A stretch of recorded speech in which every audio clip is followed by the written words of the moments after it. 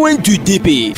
Coin du DP, un canal pour les directeurs de publication de se prononcer sur l'actualité socio-économique, culturelle, sportive et autres, sans oublier la une des journaux. Donc quand je sais que je prends un billet et qu'en amont on me le refusera, je suis obligé de le refuser sur place. Cela en vaut pour les pièces. Donc il faut que le ministère des Commerçants essaye de passer à une campagne de sensibilisation. On diminue le prix et on laisse chaque conducteur de s'attendre, ce qui fait qu'aujourd'hui il y a des problèmes entre les chauffeurs et les passagers. Chauffeur, je vais à Goué, mais pardon, je n'ai que 300 francs. Le chauffeur, c'est la mine. Pour ma part, l'une des grandes menaces qui pèsent sur notre pays, c'est celle du foncier. Et si ce problème n'est pas vite résolu, il pourra un jour nous sauter et provoquer de graves conséquences dans notre pays, surtout à Lomé. Pourquoi c'est maintenant qu'on a dépoussiéré cela pour prendre un décret autour? C'est pas par hasard cette situation dormante de l'opposition après les dernières élections présidentielles. Ford ne va pas se tirer des balles dans les pattes. Si l'opposition dort, c'est tant mieux pour lui. Je vois par endroits les gens faire de la propriété de façon spontanée, mais je voudrais dire que ce n'est pas suffisant. Par rapport à Lomé, où les gens viendront spécialement, il faut que tous les quartiers de Lomé soient mis au propre. Le Jassement a aussi ce point. À voir de très près, on dirait que c'est contre la moralité. Cette opération de passe-passe où Blaise Compaoré devient ivoirien, dirigé pendant 25 ans. Voilà comment la politique ne cesse de nous présenter des facettes. Mais ici au Togo, c'est que nous avons 10% qui sont tout puissants, qui maintiennent une mafia pas possible et qui soumettent le peuple au joug. Coin du DP, c'est tous les vendredis après le journal de 18h et 22h. Avec rediffusion tous les dimanches à 11h. Merci à René Améouta et Laurette Bocor pour leur revue de presse. Coin du DP, un canal auditeur de publication de se prononcer par rapport à l'actualité ayant fait la semaine. L'invité du jour est l'homme Atis Sokbe, directeur de publication du journal Nouvelle Tribune. Et vous pouvez également écouter cette émission sur YouTube en tapant Radio RCJ-Coin du DP. Radio RCJ-Coin du DP. Tout en minuscule. Alors Atis Sokbe, bonjour. Bonjour Eugène, bonjour aux fidèles auditeurs auditrices de Radio Carré Jeune. Et Nouvelle Tribune, ça avance? Oh, ça va, vous savez, on rend grâce à Dieu parce que c'est vrai que c'est un peu difficile le contexte dans lequel nous sommes en train d'évoluer, particulièrement au niveau de la presse togolaise, mais on rend grâce à Dieu pour tous ses bienfaits. Voilà. Et avant donc les grandes lignes de votre parution, le conseil des ministres s'est tenu hier. Le commandant Ouattara prend les commandes au niveau de la préfecture du Golfe. Mêlez-vous surpris? Bon, moi je dirais plutôt que c'est la fin d'une longue histoire, c'est quand même la fin d'une longue bataille entre le préfet du Golfe et le président de la délégation spéciale du Golfe. C'est vrai que moi-même particulièrement, je n'ai jamais compris le fait que dans un même pays, on distingue pour une préfecture le préfet et le président de la délégation de cette préfecture. Et donc c'est quelque chose que je n'ai jamais compris. On a demandé de tout temps à aller aux élections locales, mais de toutes les façons, il fallait en arriver à cette situation où quelqu'un devrait partir. Finalement, c'est le préfet Melebou qui est parti. Bon, maintenant, le commandant Ouattara est là. C'est vrai que le commandant Ouattara aussi, ce n'est pas quelqu'un qui a une bonne réputation. On sait que il vient de quelque part où il s'est illustré en mal. Et donc, on attend de voir la cohabitation entre ces deux messieurs, le nouveau préfet du Golfe, le commandant Ouattara, et le président de la délégation spéciale de la préfecture du Golfe. Mais ce qu'il faut retenir aussi, c'est que on remarque une militarisation des préfectures au Togo. Depuis quelques semaines, vous avez constaté qu'il y a eu de nouvelles nominations au niveau de certaines préfectures, et la majorité de ces personnes, ce sont des militaires. Et aujourd'hui encore, on se retrouve à assister à la nomination d'un préfet qui est un commandant, un militaire, à la tête d'une préfecture aussi sensible comme la préfecture du Golfe. Et donc, vraiment, c'est des situations qui font réfléchir. On ne comprend pas réellement la vision du pouvoir, la vision du chef de l'État de pouvoir militariser les préfectures. Bon, sur le budget 2017 que nous sommes en train de lire, d'examiner déjà, on constate que la ligne réservée aux élections locales n'existe pas. Ça veut dire qu'en 2017 aussi, on n'aura pas d'élections locales. Et donc finalement, on se demande réellement s'il y a une volonté de pouvoir aller vers la décentralisation. Et en quelle année est-ce qu'on va couper les élections locales aux élections législatives de 2018? Est-ce que tout est réuni pour pouvoir le faire aussi? Et donc, on attend de voir. Mais ce qu'il faut souhaiter, c'est qu'on aille rapidement vers des élections locales pour qu'on ne se sente pas lésé, pour qu'on n'ait pas assisté à des brouilles entre un préfet et un président de délégation spéciale du Golfe. Si le préfet est élu, je pense qu'ils ont une légitimité pour pouvoir gouverner et agir au nom du peuple togolais. Avoir les gaffes de Melebou, c'est pas peut-être le gaffe des civils qui fait que aujourd'hui on a tendance à mettre les militaires au-dessus de nos préfectures. Bon, vous savez, moi je ne dirais pas, le préfet Melebou vient de quelque part aussi, et on sait que de là où il a quitté, c'est pas quand même Alice au pays des merveilles. Il a eu aussi des déboires, mais ça ne veut pas dire qu'il est quelqu'un qui ne fait que multiplier les gaffes. Son collègue aussi, le président de la délégation spéciale du Golfe, a aussi des casseroles. Il s'est aussi illustré en mal dans certains dossiers. Et bon, maintenant, je pense que la situation aujourd'hui, c'est un pis-aller en attendant d'aller vers des élections locales. Et on attend de voir ce que tout ça va donner. Et moi, je veux pas imputer la faute à X ou à Y. Je pense quand même que le chef de l'État a tranché pour que cette guerre qui est entre ces deux hommes puisse prendre fin. Et donc, bon, on se retrouve dans cette situation aujourd'hui. Je pense quand même que pour la bonne marche de la République et pour la bonne marche de la cité, chacun doit essayer de faire des concessions de son côté pour que on priorise d'abord ce qui est commun à nous tous, c'est-à-dire le pays. Oui. Le Conseil des ministres a également parlé de la réhabilitation de la centrale hydraulique de Guimé et la construction de 3 mini-centrales hydroélectriques sur les fleuves Mono, Kara et Kéran. Êtes-vous sûr, puisque ce n'est pas de l'eau dans le dos du canard? Non, moi je dirais pas. C'est-à-dire que avant qu'une décision ne soit prise en Conseil des ministres, ça veut dire que c'est bien mûri, etc. Ça veut dire qu'il y a des canaux de financement qui sont disponibles. Et donc construire des barrages hydroélectriques, c'est une bonne chose. Aujourd'hui, quand vous voyez le Bénin, le Nigeria, le Ghana, la Côte d'Ivoire qui sont en déficit énergétique, le Togo, on peut quand même se dire ici que bon, on ne traverse pas encore une crise énergétique. Mais maintenant, si le pouvoir a à cœur de pouvoir renforcer nos capacités énergétiques et nos capacités pour faire face aux coupures de courant à l'avenir, je pense quand même que c'est salutaire. Les barrages hydroélectriques, il n'y a pas de problème. On attend de voir ce que tout ça va donner et ce que tout ça va occasionner même sur l'économie du pays. Et avant la une de votre dernière parution, Cléo Béthézy a été conduit donc à sa dernière demeure ce vendredi. Moi, j'ai à lui. Je dirais simplement que la terre lui soit légère. C'est vrai que cette disparition est quand même lourde de chagrin et d'affliction pour la presse togolaise. C'est quelqu'un que la presse togolaise a perdu très tôt dans la fleur de l'âge. Et je présente toutes mes condoléances à la famille éplorée et je présente aussi toutes mes condoléances à la presse en général, à la presse togolaise en général. C'est un confrère que nous avons perdu et qui est parti si tôt et qui est parti dans la fleur de l'âge, et que la terre lui soit légère. Candidat invité du jour, Elomati Sobé, directeur d'application du journal Nouvelle Tribune. Vous pouvez également écouter cette émission sur YouTube en tapant Radio RCJ-Coin du DP tout en minuscule. Alors, la dernière parution, les grandes lignes. Bon, d'abord, on a décidé de consacrer notre parution de la semaine à l'affaire Kpacha Gnassingbé. Kpacha Gnassingbé qui est aujourd'hui sans doute le détenu le plus célèbre du Togo, qui est à la prison civile de Lomé.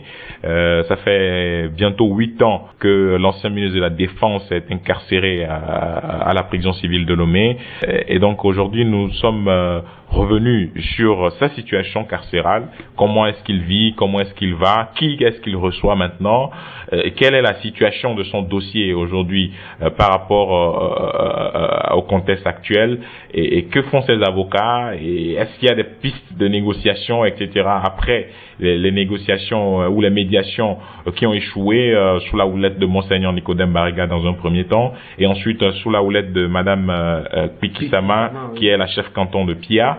Et donc maintenant, est-ce que on se dirige tout droit vers une peine de 20 ans de réclusion criminelle comme prononcé dans l'arrêt, ou bien est-ce qu'il y aura une grâce présidentielle? Nous avons quand même étudié tous ces aspects-là pour permettre aux gens de pouvoir savoir réellement ce qui se passe dans le dossier, ce que pense l'homme, et nous avons fait aussi un petit rappel des faits depuis que l'affaire a éclaté en avril 2009 pour pouvoir dire aux lecteurs et à l'opinion publique ce qui s'est réellement passé dans cette nuit-là et comment l'affaire a évolué jusqu'à ce qu'on ait à transférer ou bien à envoyer l'affaire devant la Cour de justice de la CEDEAO sous Madame Awanana à l'époque. Ensuite, avec le comité, le groupe de travail sur sur la détention arbitraire du Conseil des droits de l'homme de l'Organisation des Nations Unies. Et donc, les conclusions de ce groupe de travail-là, et ce que dit l'arrêt de la Cour de justice de la CEDEAO, et surtout les avis et les recommandations du Conseil des droits de l'homme de l'ONU, puisque le même Conseil des droits de l'homme de l'ONU a pris une décision dans le cadre de l'affaire Karim Wade au Sénégal et dans le cas de l'affaire à Tangana aussi. Et on a constaté que dans ces pays-là, les choses sont allées vite. Mais ici, je pense qu'il y a quand même certaines pesanteurs. Et là, maintenant, ce que nous avons dit dans l'article aussi, c'est que il faut plus aller vers une négociation, plaider à ce que l'ancien ministre de la Défense, député à l'Assemblée nationale, puisse essayer de s'entendre avec son frère qui est aujourd'hui le chef de l'État en exercice et voir ce qu'il y a lieu de faire pour que cette affaire soit close une fois pour toutes, pour qu'il y ait une cohésion sociale, une entente mutuelle entre la famille au pouvoir. Voilà, quel est son état concrètement aujourd'hui? Fatou Gnassingbé, aujourd'hui, d'abord, c'est quelqu'un qui se refuse maintenant à voir n'importe qui. Par le passé, il était quand même accessible. Maintenant, depuis quelques années, il s'est refusé à voir n'importe qui. Sans doute préoccupé par son moral qui est amoché, préoccupé aussi par son état de santé, parce que des fois, il se déplace avec des béquilles dans l'enceinte de la prison. Et en fait, c'est comme un mini roi à la prison civile de Lomé, puisque sa cellule est en haut. Il descend souvent par rapport à ses visites, ou bien quand il sort de sa cellule pour aller au fond, puisque c'est là-bas qu'il reçoit des gens, quand il sort souvent, vous entendez des cris au sein de la prison civile de Lomé, vous sentez qu'il y a quelque chose qui se passe. Et maintenant, comment il va aujourd'hui, c'est des crises de gouttes répétitives, prend du poids, sa situation est vraiment inquiétante. Pour lui-même, je pense qu'il est tranquille, même si il a des soucis de santé répétitifs, etc. C'est quelqu'un de tranquille, mais avec un moral vraiment amoché.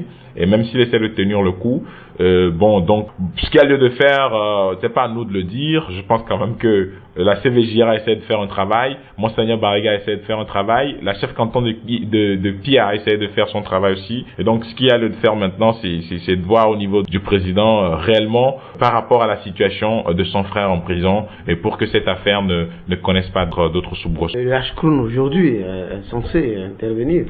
Oui, mais le H-Crune aussi, c'est vrai, mais pour le moment, je pense qu'ils sont préoccupés par la question des réformes politiques, constitutionnelles, institutionnelles beaucoup plus. Et bon, maintenant, je pense que c'est la médiatrice de la République qui est interpellée sur ce sujet-là, parce qu'il s'agit là de la cohésion nationale. Mais c'est un sujet un peu sensible, ce qui fait qu'aujourd'hui, c'est quand même difficile de dire à quelqu'un qui est au pouvoir de pouvoir faire libérer quelqu'un qui a voulu lui faire un coup d'État. Donc, mais le même qui est au pouvoir prône la réconciliation. Or, cette réconciliation doit quand même commencer par lui-même, c'est-à-dire dans ses rayons. Oui, ça c'est quand même quelque chose de fondamental. C'est pour ça que Monseigneur Bariga s'est investi. Et donc, si la médiation de Monseigneur Bariga a échoué, c'est pas la médiation des citoyens qui va réussir. Donc, ça c'est juste, je dis n'importe quoi. Mais c'est pour dire en fait que le président de la République aujourd'hui doit pouvoir revoir les choses, savoir réellement ce qu'il dit et ce qu'il fait. Parce que il y a un célèbre penseur qui dit, pour un président de la République, on peut dire ce qu'on veut, mais on doit faire ce qu'on dit, c'est-à-dire que ça c'est important. Si vous dites, il faut le faire. Et aujourd'hui, si on prône la réconciliation nationale, je pense que le premier pas doit être dans sa propre maison, pour prouver aux yeux de l'opinion que vraiment le Togo est réconcilié avec lui-même. C'est vrai qu'il est en train de poser des actes dans le sens de la réconciliation et dans le sens de la cohésion nationale, mais comme je l'ai dit tantôt, c'est un sujet un peu sensible. Il va falloir aussi qu'il prenne de la hauteur et qu'il marque son territoire, marque l'histoire, marque l'humanité, en s'entendant ou bien en allant vers son frère, pour qu'ils puissent ensemble s'écouter, se comprendre et faire la paix. Voilà, autre temps fort de la Nouvelle Tribune cette semaine. Nous avons parlé d'un classement publié par la Banque mondiale par rapport à la pression fiscale sur les entreprises de taille moyenne. Vous n'êtes pas sans savoir qu'aujourd'hui, tous les opérateurs économiques se plaignent de l'Office togolais des recettes, de la pression fiscale au port autonome de Lomé et dans tous les autres domaines d'activité. C'est quand même quelque chose de fondamental aujourd'hui pour l'économie du pays. L'Office togolais des recettes, la pression fiscale, les gens sont obligés de quitter, etc. Il y a la Banque mondiale et un cabinet qui ont publié cette étude-là, et le Togo se retrouve 37e de ce classement sur 54 États africains. C'est dans le ventre mou du classement, et des pays qui ont une forte pression fiscale sur les entreprises de taille moyenne. Donc ça n'encourage pas en fait les petites et moyennes entreprises. les petites et moyennes industries à entreprendre. Et donc, nous interpellons l'Office togolais des recettes, les premiers concernés, nous interpellons même le ministre de l'économie et des finances pour qu'on puisse dans une certaine mesure faire d'autres réformes en ce qui concerne l'OTR. C'est primordial aujourd'hui parce que on va droit dans le mur, personne ne comprend rien ce qui se passe, on est vraiment totalement étranger à tout ça. On a l'impression que c'est devenu plus un office de redressement qu'un office censé promouvoir le recouvrement. Donc, et les opérateurs économiques aujourd'hui, ceux qui sont dans l'informel, refusent de se formaliser, c'est-à-dire refusent d'aller vers la création d'une société en bonne et due forme. Ils veulent plutôt rester dans l'informel, même si l'État a fait des réformes économiques pour alléger ou bien assouplir les conditions de création d'entreprises. Et donc tout ça aujourd'hui, ça nous amène à interpeller l'Office togolais des recettes pour qu'on puisse dans une certaine mesure revoir les choses, interpeller aussi le ministre de l'économie et des finances pour que d'autres réformes soient menées. Parce que récemment, vous n'êtes pas sans savoir que le GRAD, le groupe de réflexion d'appui au dialogue, au développement et à la démocratie, a quand même fait une sortie médiatique sur l'OTR exclusivement pour dire que l'OTR c'est une supercherie et que l'OTR ne devrait pas exister, que c'est une escroquerie. Et donc c'est un débat qui quand même est ouvert au sein de la société togolaise sur la performance même de cet office-là. Et même si on nous annonce des chiffres officiels de nette amélioration des recouvrements, c'est quand même d'autres informations que nous avons dans les coulisses et qui ne sont pas du tout agréables à entendre. Voilà, COINDP et l'homme Mathis Soboué avant autre temps fort de votre dernière parution cette semaine, une pause, le temps de satisfaire donc nos partenaires.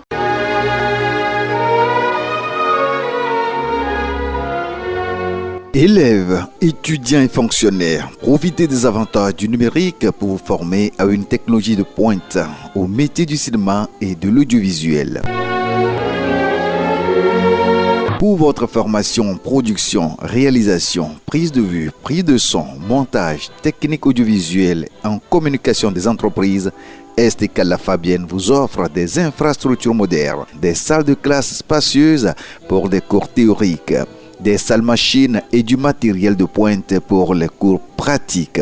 La formation en BT, brevet de technicien audiovisuel, est ouverte aux élèves titulaires du BPC, élèves des classes de seconde, première et terminale, toutes séries confondues. Le BTS, brevet du technicien supérieur en cinéma et audiovisuel et en communication des entreprises, est ouvert aux bacheliers, toutes séries confondues, et aux étudiants. Troisième année de licence professionnelle en cinéma et audiovisuel est ouverte pour les titulaires du BTS au diplôme assimilé, et ceci en cours du soir. Vous voulez une formation bien faite et moins chère? Choisissez STK La Fabienne. Pour les métiers du cinéma et de l'audiovisuel, choisissez STK La Fabienne. Renseignez-vous à l'STK La Fabienne à Agologopé, téléphone 97 69 59 80, 97 69 59 99 et le 97 69 59 81. All Music Award 2016. All Music Award. Tube de l'année 2016. Almok, Takouvi, Mike Flames, La Vie, Toufan, Tere, Kana, Tu n'es pas Dieu, Tony X, Kofi Trésor. Catégorie musique urbaine. Almok, Takouvi, Black Tea, Tentation, Toufan, Tere, Omar B, Niedeka, Max Fire, Toto, Esneki, Makekbo. All Music Award. Catégorie musique d'inspiration traditionnelle. Salam, Amosé, Wilfried Akare, Aïe, DJ Roms, Evala, Sitara, Agolo. Catégorie meilleur feat de l'année 2016. Collins a feat avec Chidima, ma préférée. CSK, featuring Yaovi Keteti, femme africaine. Moftana en feat avec Chronos One, Bonuede. DJ Roms, featuring Difason, Mukamo. Agboti Kekeli et Agboti Yao, Mahoulette. Willy Baby, featuring Blaze, Tu ne chies pas. Catégorie artiste messager parolier, les nominés sont Caporal Wisdom, lettre à ma génération. C'est l'homme la plume, correction. Will Poète, oui, je m'étonne. All Music Award. Catégorie meilleure chanson hip-hop de l'année. Mike Flames, Chakatou, Starfell, Moussassin, Didi Vagomé, TS, Tu n'es pas Dieu, Kana, Alolekeo de Scarfo, Nucléaire, God Bless Me, Logoti, Piwi, Choice, Yaovi Keteti. Catégorie artiste masculin de l'année. Tony X, Black T, Mike Flames, Toufan, Collins. All Music Award. Catégorie artiste féminin de l'année, les nominés sont Almok, Nia, Wow Takudin, Bibi Ren. Meilleure chanson gospel de l'année. Medom Denouo, Évangéliste Paul Nouziayovo, Eva Aimé, Isaac Atade, Nyedji chantre Pauline, Amenou Veve, Pasteur Davidson et Elolo Kali. All Music Award. Catégorie meilleur beatmaker, Dreams Record, Kang the Dreamer, No Before Month, Collins, Max Fire Records, Max Fire, Black Music Prod de Black T, LSS, Cardinal, LDM Music de DJ Sixon. Catégorie révélation de l'année, Mr. Winika, Maud Driver, Vigia, 3ème, Peace, c'est pas compliqué, Togbi Kocha en feat avec Ulrich Agbv, Gogo, CSK, featuring Yaovi Keteti, femme africaine, Hassan Bez, Baba God. Catégorie meilleur artiste de la diaspora, All One, State Kuche, Asue Sevi, Agol et Ville, Sacré et Zo, Chess Preza, Les Bénins, Scarfo, Alolekeo. All Music Award. Catégorie meilleur clip vidéo de l'année, Almok, Takouvi, Toufan Eleji, Collins, featuring Shindima, ma préférée, Mike Flames, Chakatou, Omar B, Nyedeka, Mira, Fit Nasty Nesta, Chaka. Catégorie meilleur réalisateur, Famous People, Joker Group, Police Cinema Entertainment, Yo Spencer, Cocoa Evolution, Pork Industry, Prez Entertainment. All Music Award. All Music Award, c'est le vendredi 23 décembre 2016 au Palais des Congrès de Lomé à 19h. Coin du DP, retrouvons notre invité du jour, Elom Ati Sogbe, directeur d'application du journal Nouvelle Tribune. Vous pouvez également écouter cette entrevue sur YouTube en tapant Radio RCJ-Coin du DP, Radio RCJ-Coin du DP. Elom Ati Sogbe, autre temps fort? Nous sommes revenus aussi sur Contour Global dans notre parution de la semaine. L'énergie électrique qui constitue un pan important de l'économie d'un pays. Et aujourd'hui, Contour Global qui s'approvisionne aussi en gaz au niveau de WAPCO pour compléter le fuel lourd qu'il utilise. Et au Contour Global aujourd'hui doit pouvoir faire exclusivement avec le fuel lourd puisque la centrale du Ghana avec WAPCO a des problèmes d'approvisionnement en gaz. Et donc, ce qui va rendre un peu difficile le fait de faire tourner la turbine au niveau de la centrale thermique parce que aujourd'hui, ils vont devoir se contenter exclusivement du fuel lourd. Et ce qui revient à 2 fois plus cher et ce qui revient à d'autres dépenses parallèles et en investissement en ressources humaines. Et donc, nous sommes revenus sur le sujet pour dire que Contour Global qui constitue un couteau à double tranchant puisque dans une certaine mesure, c'est parce que Contour Global existe aujourd'hui que nous n'avons pas aussi des problèmes de courant, il faut le dire, mais le poids de Contour Global dans les comptes de la CET représente aujourd'hui quelque chose de très très lourd. Oui, c'est budgétivore. Vous avez suivi la grève qu'il y a eu au niveau de la CET. Entre-temps, vous avez écouté les chiffres qui sont sortis de gauche à droite. Et on n'a même pas de bac pour stocker le fuel lourd au niveau de Contour Global. On est obligé d'aller louer des bacs à cuve au niveau de la société Shell à 80 millions. Et il y a d'autres dépenses parallèles par rapport à cette centrale thermique que nous avons relevées entre-temps suite à des conférences de presse organisées par les agents de la CET qui étaient en grève à l'époque. Et donc, il réclamait tout simplement le fait que Contour Global puisse sortir des comptes de la CET afin qu'ils puissent voir clair. Et parce que au niveau du Bénin, par exemple, la SBEE a récemment demandé que le fait de faire tourner la turbine au niveau de la CEB, que bon, ils ne peuvent plus supporter, etc. Et on a demandé aussi à l'État, à la CET de pouvoir prendre en charge le fonctionnement des turbines. Petit à petit, je pense que les gens se sont désengagés. Mais c'est un problème fondamental aujourd'hui. C'est vrai que sur le plan du courant électrique, c'est pas Alice au pays des merveilles, mais je pense quand même qu'il y a des efforts qui sont faits. On ne coupe pas des courants comme on coupe le courant au Bénin, au Nigeria, au Ghana, en Côte d'Ivoire aussi. Aussi, nous avons le courant de façon constante, même si par moment, on ne comprend pas pourquoi ces temps-ci il y a eu des coupures intempestives. Et bon, de toutes les façons, tout ça s'est amélioré. Et donc, nous avons choisi d'écrire sur ce sujet aujourd'hui pour interpeller les uns les autres sur le fonctionnement de Contour Global qui va devoir tourner exclusivement aujourd'hui au fioul lourd. Oui, autre chose? Non, je pense que c'est le sujet saillant de la parution de cette semaine. À part ça, il y a la nomination du nouveau secrétaire général du groupe Ecobank, en la personne de Monsieur Cissé, qui va prendre fonction en janvier 2017. Et aussi, l'élection du vice-président de la Banque ouest-africaine de développement à la FRACA, et aussi une autre chose, le prix décerné à Sky Airlines comme transporteur régional de l'année par l'Alliance africaine des compagnies aériennes, l'AFRA. Et je pense quand même que c'est tout à l'honneur du Togo d'abord de pouvoir recevoir ce prix, parce que c'est M. Gervais Kofi Diondo qui est l'initiateur, qui est le président directeur général de cette société, sinon le président du conseil d'administration. Et donc c'est tout à son honneur de pouvoir recevoir ce prix qui consacre le meilleur transporteur régional de l'année d'un pays. Et donc aujourd'hui, ça se retrouve que c'est Askai qui prend ce trophée, et c'est tout à l'honneur du Togo, c'est tout à l'honneur de M. Gervais Kofi Diondo que je salue au passage. Voilà, un financement, l'homme Matissowe déchire la société civile, notamment à Civito et Cacite. Réaction? Bon, moi, c'est un sujet que je suis depuis quelques semaines et que je suis sur la toile de très loin. Et moi, je ne vous cache pas personnellement que j'ai suivi avec intérêt les déclarations des uns et des autres. Mais je pense que, toute raison gardée, les gens ne devraient pas en arriver là. Et je ne comprends pas cet acharnement de l'Asvito à pouvoir dénigrer quelqu'un qui de tout temps s'est investi pour que l'Asvito puisse avoir des financements. Monsieur Kawacholi aujourd'hui, qui a eu plusieurs financements des organisations internationales grâce au CACIT, je ne comprends pas pourquoi c'est aujourd'hui qu'il s'acharne sur Monsieur André Kagnafanou pour une affaire de combien, je ne comprends pas, 150 000, 200 000, 250 000, 1 million.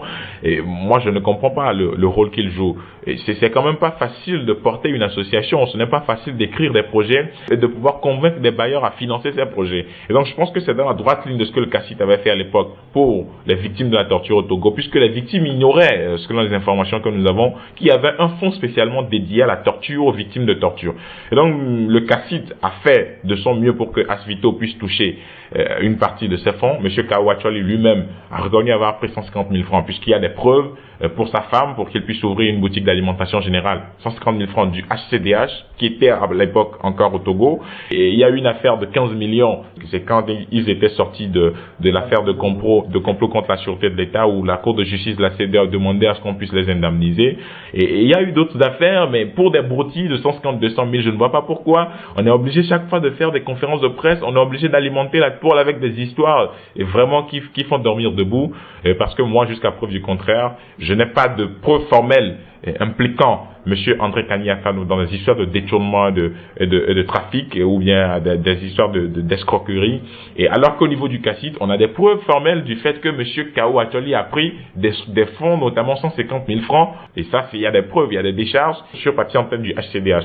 Et donc, cette situation-là, et moi, je n'ai pas personnellement envie de trop commenter ou de trop bavarder par rapport à ce que les uns et les autres vivent. Et moi, je souhaite bon courage au CACIT, bon courage à M. André Kagnafanou, et je prie personnellement l'Asvito de pouvoir taire les divergences, puisqu'on a écouté M. Kawacholi sur les antennes.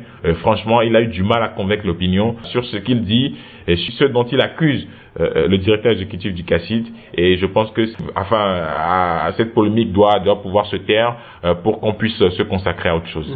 Et on tire vers la fin d'année, les prix de première nécessité, on ne fait que monter, ça n'a jamais été stabilisé, major comme on veut, et on nous fait rentrer même des produits qu'on a peur aujourd'hui de consommer. Le citoyen lambda est là comme ça dans la nature. Mais à qui cette responsabilité selon vous? Bon, la responsabilité première au ministère du Commerce, je pense que c'est à eux de réguler les prix des produits de première nécessité sur le marché. Et moi, cette situation qu'on vit à chaque fin d'année est quand même inquiétante dans une certaine mesure où on ne peut pas continuer en tant que citoyen, en tant que leader d'opinion, etc., à pouvoir assister à ce genre de trucs de façon récurrente à chaque période de fête de fin d'année. Et les gens font de la surenchère, les gens appliquent les prix qu'ils veulent. Aujourd'hui, même la brasserie Bébé de Lomé a entre-temps diminué les prix de ses bouteilles, de ses produits. Mais quand vous allez dans les bars, et le cocktail de fruits ou la Fanta, la Bébé qui a demandé, ou bien qui a sorti une note pour dire que c'est diminué de 25 ou 50 francs, mais les bars continuent d'appliquer les prix, les anciens prix. Et donc, cette situation, par exemple, exemple, il revient au ministère du Commerce de réguler le secteur pour qu'on puisse savoir exactement qui fait quoi, qui ne fait pas quoi. Mais aujourd'hui, on se retrouve dans une situation alambiquée, l'huile qui grimpe sur le marché, le riz qui grimpe sur le marché, parce que les fêtes arrivent, tout le monde fait de la spéculation, tout le monde fait de la surenchère, et jusque-là, on n'a aucun communiqué qui vient demander aux opérateurs économiques ou aux commerçants de pouvoir s'arrimer au prix fixé par le ministère du Commerce. Et donc cette situation aujourd'hui, on interpelle Madame Lexime Balouki de pouvoir faire quelque chose, de quitter le terrain du ciment, qui aujourd'hui est une nébuleuse, de quitter ce terrain-là pour qu'on puisse aussi s'appesantir sur le panier de la ménagère, puisque ça c'est ce qui rentre dans la maison de tout le monde. Le ciment, c'est un autre débat, et aujourd'hui il va falloir qu'on puisse aller vers l'arrimage systématique des prix de produits de première nécessité sur le marché. Et les ciments, je crois que vous devez avoir une idée, vous pouvez nous élucider là? Bon, je ne suis pas dans le secret des dieux. Moi, j'ai fait mes enquêtes aussi par rapport à ce dossier. Moi, je comprends pas pourquoi dans un pays de droit, et quelqu'un qui vient vendre son ciment ou son produit moins cher par rapport à un produit qui existe sur le marché et qui se vend à un prix, on demande à la personne de pouvoir augmenter son prix et de s'arrimer au prix qui existe sur le marché. Bon, maintenant, la question qu'on se pose, c'est que si Dangote veut vendre son ciment à 65 000 et qu'il y a dans ce pays Simtogo qui vend son ciment à la tonne à 80 000 francs, maintenant si on demande à Dangote de partir de 65 000 à 80 000 francs, la différence là, qui perçoit ça? C'est parce que l'usine ou bien Dangote a trouvé bon que a calculé son chiffre d'affaires, a calculé ses bénéfices avant de fixer le prix de la tonne. Mais si aujourd'hui on demande à Dangote de quitter 65 000 et d'aller à 80 000, mais la différence là, ça va dans la poche de qui?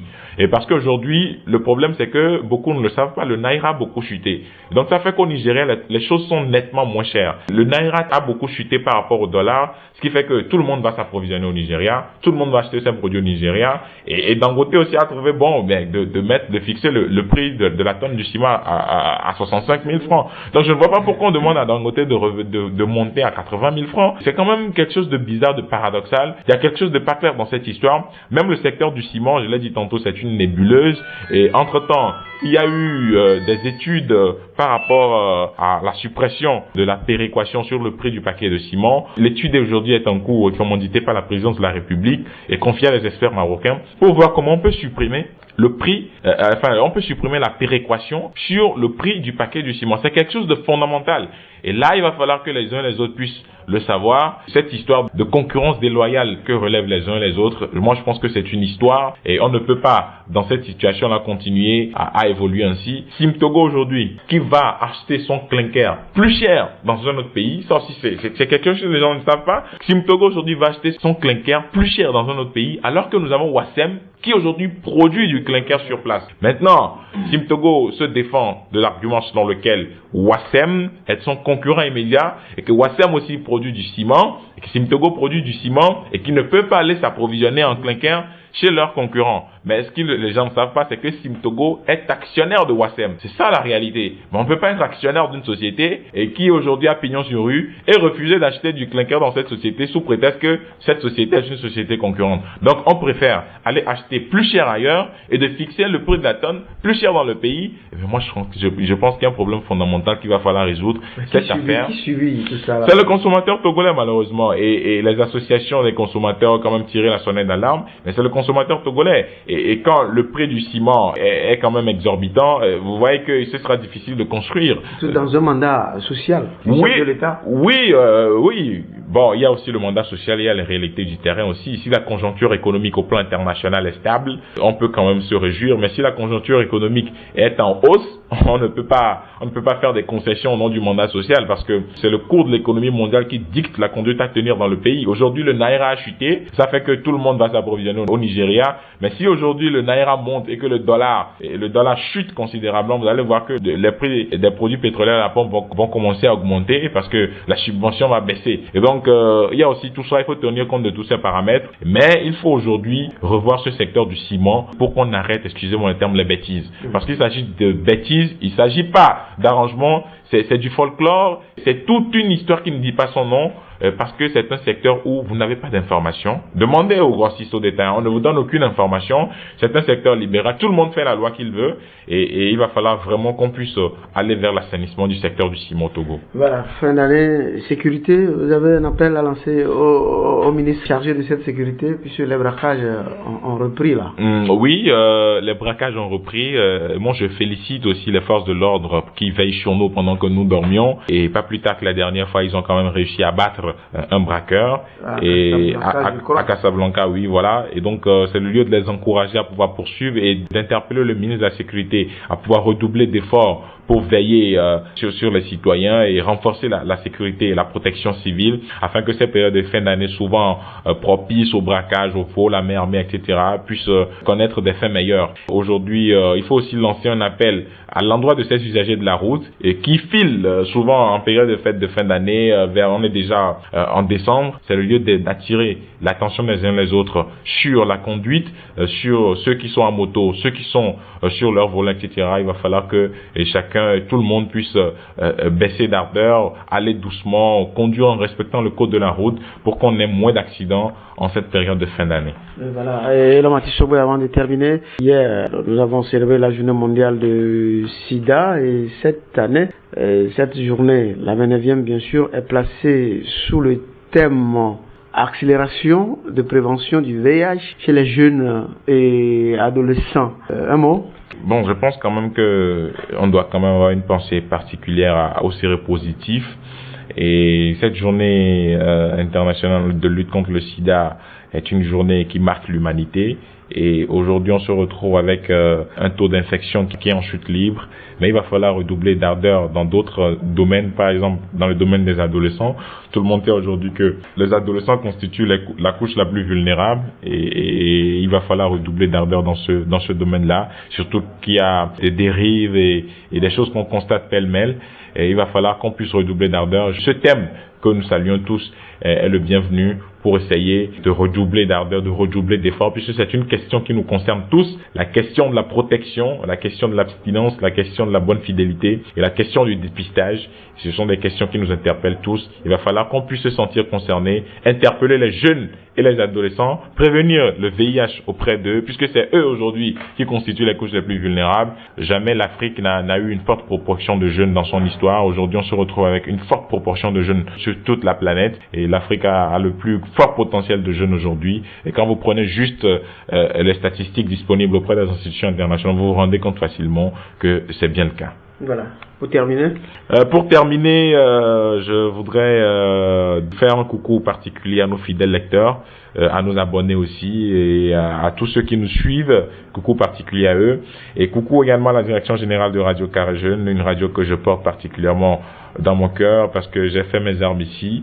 Et coucou à tout le monde et j'interpelle de nouveau des citoyens à pouvoir respecter le code de la route en cette période de fin d'année. Ceux qui sont en moto à pouvoir porter les casques et à pouvoir rouler avec une allure faible pour qu'on puisse assister à moins d'accidents en cette période, sinon à zéro accident en cette période de fin d'année. Et donc merci également à vous et merci à tous ceux qui suivent cette émission et qui se font le devoir, le plaisir de nous suivre bavarder pendant des minutes parce que ce n'est pas facile de rester derrière son poste récepteur et d'écouter l'autre parler. Et merci de nous supporter et nous sommes ouverts aux remarques critiques et aux observations que les uns et les autres voudront bien nous faire. Merci donc à Mathis Chobwe, directeur de publication du journal Nouvelle Tribune dans Coin du DP, un canal donc au directeur de publication se prononcer par rapport à l'actualité. Vous pouvez écouter cette émission sur YouTube en tapant Radio RCJ-Coin du DP. Radio RCJ-Coin du DP. Moi, je suis Eugène Bamazé. Merci pour la fidélité d'écoute et bonne suite de nos programmes et bon début de week-end à toutes et à tous. Au revoir. C'était Coin du DP. Coin du DP, un canal pour les directeurs de publication de se prononcer sur l'actualité socio-économique, culturelle, sportive et autres, sans oublier la une des journaux. Je pense que c'est des gamineries qu'ils doivent arrêter et que lorsqu'on leur offre un cadre de discussion, ils doivent saisir l'occasion pour aller exprimer leurs idées. Qu'on demande à ceux qui ont mis la main dans l'argent du pays, qu'ils remboursent. Si tous ceux qui ont volé le pays là, cette minorité a donc parlé chaque fois le chef de l'État, si on arrive à faire en sorte que cette minorité et tous ceux qui continuent de piller ce pays à rembourser l'argent qu'ils ont pillé, qu'on n'aura plus à aller emprunter chaque jour de l'argent. Pour le moment, faisons un pas, la limitation du mandat et le mot de scrutin. Et vous n'êtes pas sans savoir, ce qui a encore braqué les gens, c'est la sortie de Maganawe Florent qui a dit que l'APG est déjà caduque. Bonne opportunité offerte une fois encore à l'Afrique, donc après d'autres regroupements de pays. Ce sont les États-Unis d'Amérique qui offrent donc une opportunité à l'Afrique pour une fois échanger. Dans un pays normal et surtout en Afrique, le clergé et les représentations religieuses et spirituelles ont une importance capitale dans les prises de décision, dans l'orientation. Et le mal du Togolais, c'est que on réagit au coup par coup. Quand aujourd'hui quelque chose se passe, on réagit sur le champ, mais on ne cherche pas les tenants et les aboutissants. Les hommes d'affaires font les affaires. Et qui dit homme d'affaires cherche d'abord son bénéfice, puis le reste viendra après. Et donc quand vous confiez la fédération à un homme d'affaires, attendez-vous à ce qu'il fasse des affaires avec votre fédération et votre football. Disons que l'essentiel doit être fait. Et l'essentiel pour moi, c'est accompagner les responsables, les propriétaires de ces fermes avicoles afin qu'ils puissent redémarrer rapidement leurs activités. Je ne suis pas sûr que nous pouvons faire le compte. Et ça, c'est parce qu'il y a une certaine impunité dans le pays. Les gens pensent que quand on détourne l'argent du pays, ce qu'il y a comme sanction, c'est qu'on vous licencie.